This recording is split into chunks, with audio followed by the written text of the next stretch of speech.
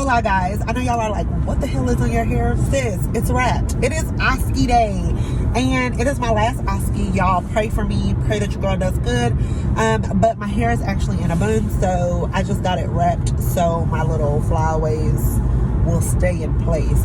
I'm actually meeting up with the girls. I always carpool and ride with somebody else because my nerves is too bad to drive. And also, if somebody else is gonna drive, I just give them money because I hate driving long distances until it's time for me to drive on up out of here. But anyways, today is Osce day. I'm very, very excited about it. No, I'm not. Honestly, I was not worried about it until I literally got into my car and I'm driving that way. Before then, I was just like, it's Osce. I've been seeing my own patients, doing my own care plans, doing my own stuff. But I also have my preceptor there. I also have up to date in case I don't know anything. And going into my Osce, you actually have no access to anything. You just go in there, you see the patient, you don't know what you're seeing them for. You don't get like a chief complaint before you go in there, so you can't even go in there with a plan, or you can't go in there with like a heads up. It's just you go and you sit in front of this computer. They tell you what the patient's name is, what their date of birth is. You get some vital signs, and then you walk in the room. When you walk in the room, you don't even know if you're getting a male or a female, because sometimes the name will be a male name, but it'll be a female in the room. So it's like super weird. And like I said, you don't know what you're getting until you actually get into the room. Like as far as like a diagnosis or like a complaint, you don't get any of that information, which is so frustrating because usually, you know, even when I'm in urgent care or if I'm in a peds clinic, I know what I'm walking into. Like, oh, they're here for stomach ache. So I already think about everything that it could be. And so I try to focus on my plan. We don't know. I'm thinking it's going to be headache, but who knows? I was also thinking it could be rheumatoid arthritis. It could be something like an animal bite. It could be like UTI symptoms, which I think that will be hard for a male, because usually if a male complains of UTI symptoms, we also think of like STDs and stuff like that, and then I won't be able to do a UA. I won't be able to do like a urine dip and things like that. So I don't know if it'll actually be something like that.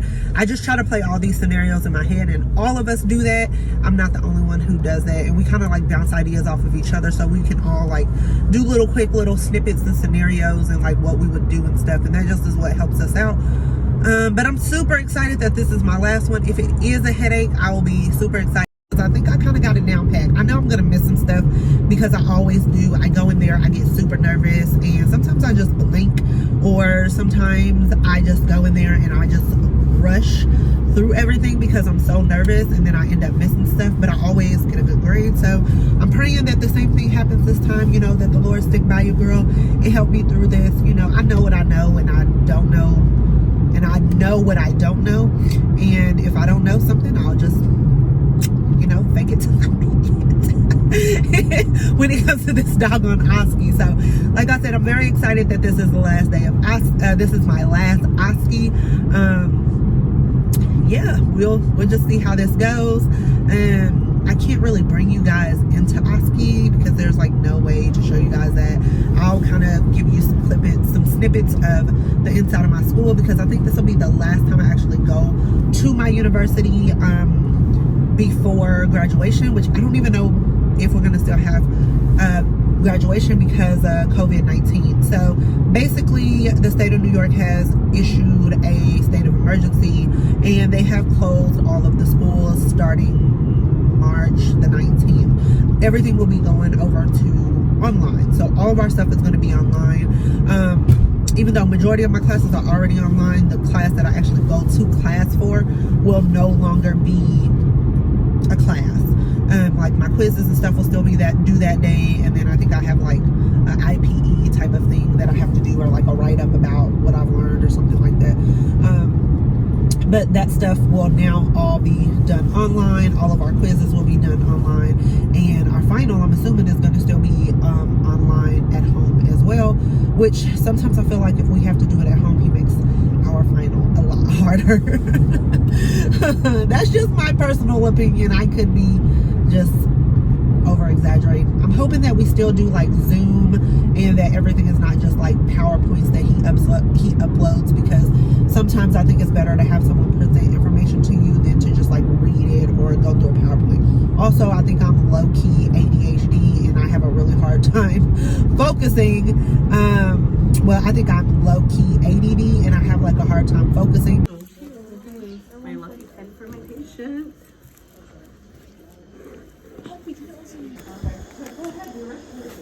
Hi guys, so I am back and we are officially done with our final and last Osce. So I can tell you guys now that Osce was headache. Thank God. I was really hoping it was tension headache because I actually had a patient in the urgent care that had tension headache that I had already worked up and did the whole shebang. It was actually migraine, which I looked over migraine but didn't look over the treatment plan as much. So I used some of the treatment plan for tension headache for my migraine, but overall I think I was good. There was a couple of things that I forgot to do, not as much as I usually forget. Usually my addendum is so freaking long because I forget to do so much stuff. I forgot to do the shoulder shrug part of the neuro. I forgot to make her do the tandem walk, but I did see her walk. I just didn't do the tandem walk. And what else didn't I do? I didn't do the hearing, which, I mean, she was responding well to my voice and she wasn't making me repeat myself, so I thought that was okay.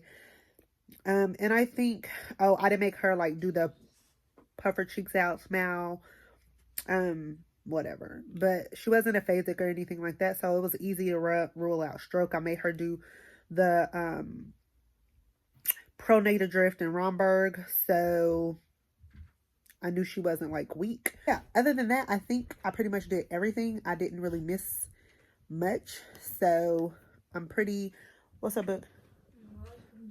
You can come down here. I'm watching First 48. So I'm pretty good with that.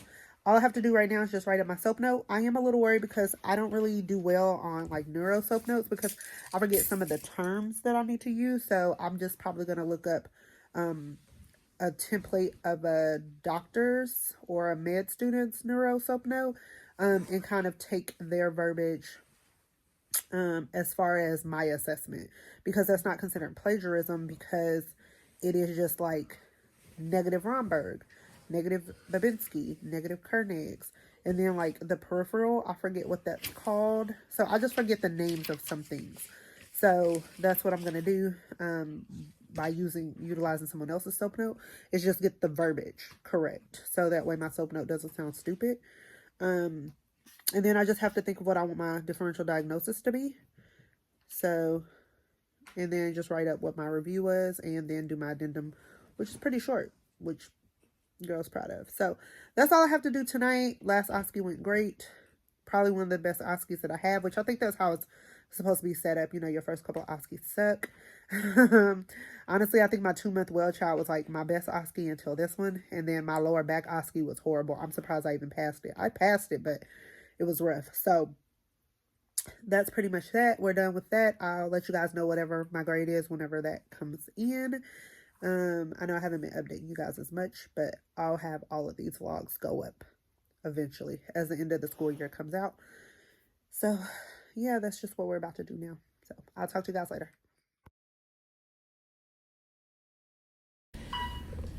So at work, I usually have a routine. I can't show you guys a lot of it, but usually a lot of assessments, a lot of charting, a lot of talking to the doc.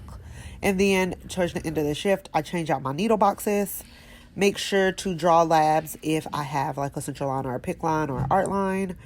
And then I make sure to always clean my patients, whether I'm on day shift or night shift, they always get cleaned. Linen gets changed, and their Foleys or any kind of lines get wiped down with Foley wipes or CHG wipes. So that's what I do. Hey guys, it's Jasmine and I just got out of work and we're going to do some after work reflection. So initially I told myself I wasn't gonna address the coronavirus or COVID-19 because I think everybody just has their own point of view about it and their own thought process about it, and I'm not the one to get into arguments with people. Okay, so today I had to go to work and we are in the middle of COVID-19, My job does not stop. For those of you guys who are new to my channel, I am a nurse practitioner student, but I'm also an ICU nurse. For all of you guys who've been around with me, you guys already know this. So being an ICU nurse, I see a little bit of everything. And just because there's a pandemic, epidemic, whatever is going on, my job does not stop. And I am still responsible for taking care of people, because people who have other comorbidities, who are immunocompromised, they still get sick from things that have nothing to do. Those who get coronavirus, they still need to be in the hospital and get seen. And guess what? Nurses and doctors and PAs and MPs and LPNs and aides and unit clerks and dietary and housekeeping and respiratory therapists and pharmacy techs, all of us are still required to show up and do our job. We are not ones who can, work from home or be isolated and still do our job. We are the ones in the front line taking care of these patients and taking care of other patients who are equally as sick. And still need someone to manage their care. So shout out to all of my medical healthcare personnel. Thanks for everything that you guys do.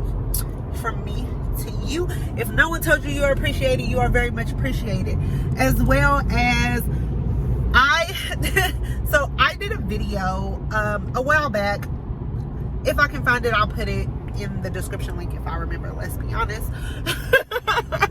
And basically it was like, don't go into nursing for the money. And everybody has their own 2 cents, and a lot of people didn't understand the gist of the video. Yes, I know nursing provides a stable lifestyle, and it can be very lucrative.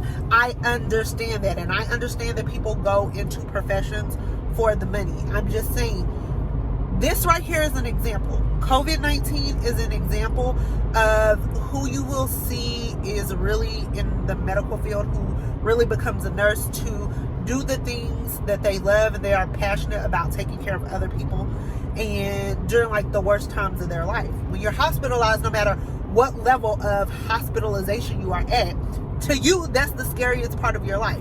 So for people who go into nursing and who are book smart and intelligent enough to get through nursing school, pass NCLEX, yes, they can still do it. I'm not saying you can only be a nurse if you're passionate about it, but if you do it for the wrong reasons and you're just doing it for the money, this is when you will see the nurses calling out. This is when you will see the nurses no calls, no shows. This is when your unit will be so understaffed, and the ones of us who love what we do, we are stuck with dealing with the shortage and picking up the slack of those who really don't care about what they do. Now, can nursing be a great way to provide for your family? Yes. It is just a very sensitive topic, and a lot of people just want to say, I'm doing everything for money. Well, I don't do everything for money, because if I'm in a job that I hate, I'm not going to do it. I will quit and I will leave, and I will find something that if I'm going to spend more time with my work family than I do with my own family, regardless of how much money I make, I'm not going to do it. And that's just me personally. Everybody is different. I understand that this world is built with individuals who are raised with different backgrounds and morals and values and beliefs, and I understand that. But I'm just saying, when things like this happen, you will notice the nurses who do this just for money, they will feel like their life is way more important than taking care of other people's lives, and they can just go find like a clinic job or a work from home job where they're not risking their health, but they're still getting paid money, because to them it's all about money. If that's you, then boo, do you. I don't care. Just like you probably don't care what I do. But for those of us who really love what we do, I really appreciate all of you guys, and for you future nursing students that's coming into this career and trying to help fill this shortage of nurses that we have.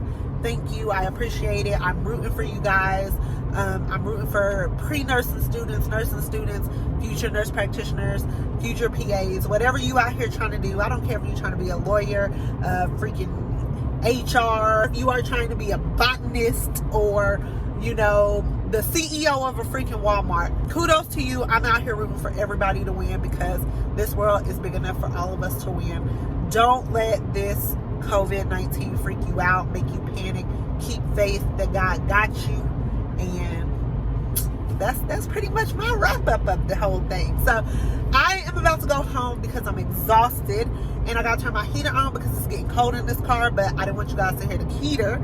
So I will talk to you guys a little bit later. I have such big news to share with you guys, and I cannot freaking wait. Like, y'all gonna be shooketh. Do you hear me? Shooketh. So until the next video, I love you guys. I appreciate you guys. Make sure to thumbs this video up, subscribe to my channel so you never miss a video, and thank you for sticking with your girl. Also, don't forget to stay bossed up and conquer. Mwah.